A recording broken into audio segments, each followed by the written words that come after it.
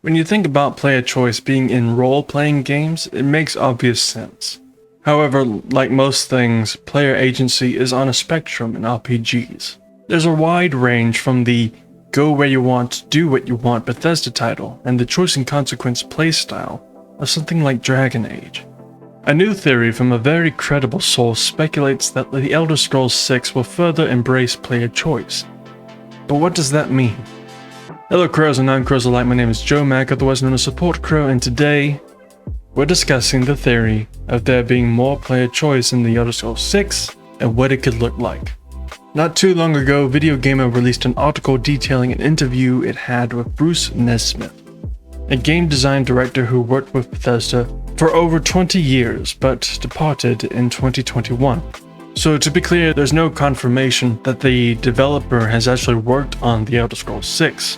That said, if this developer did work on the game, it's likely he'd be under an NDA. Also, Nesmith has contributed significantly to Oblivion. He was the lead designer for Skyrim, and he continued to work for Bethesda 10 years after that. I'd be extremely surprised if he never made it to a meeting about The Elder Scrolls 6. It's still a theory though, so as always, take that grain of salt. In this interview, Nesmith makes the claim, and I'm paraphrasing here, that players don't want to be bogged down by the statistical input of their characters. That players find making moral choices and progressing as they play more enjoyable. The quote itself being, players just want to get out there, they want to have fun. They don't want to be drowned in stats and all this other stuff.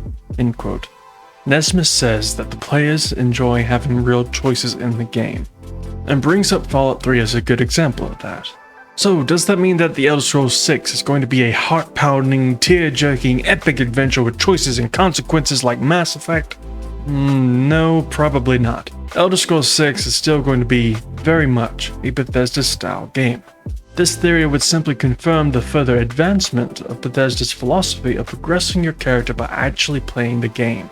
Instead of picking out your class and assigning your attributes, you're leveling up the character by playing the way you want to play.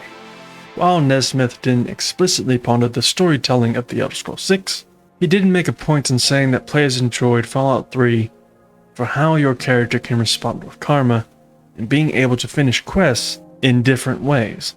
Does this mean that The Elder Scrolls 6 is going to have multiple quests with multiple ways to complete them? Does this mean that The Elder Scrolls 6 is going to be even more streamlined than Skyrim? Does this mean that The Elder Scrolls 6 is going to have some kind of karma system? We're just going to have to wait and see. But I think the answer is yes for at least the quests with multiple endings and a more streamlined experience. And we see this advancement already in the past games. Morrowind was very stat dependent, Oblivion maintained its both signs, classes, and attributes, and Skyrim is the most streamlined of the three. Also, one of Skyrim's criticisms was a lack of player-driven narrative. Quests felt more like ticking a box on a checklist rather than something defined by the player. The worst offense being the College of Winterhold questline in my opinion. Now all this said, there are people that don't want streamlined RPGs. They want the classes from Oblivion, they want to play around with stats.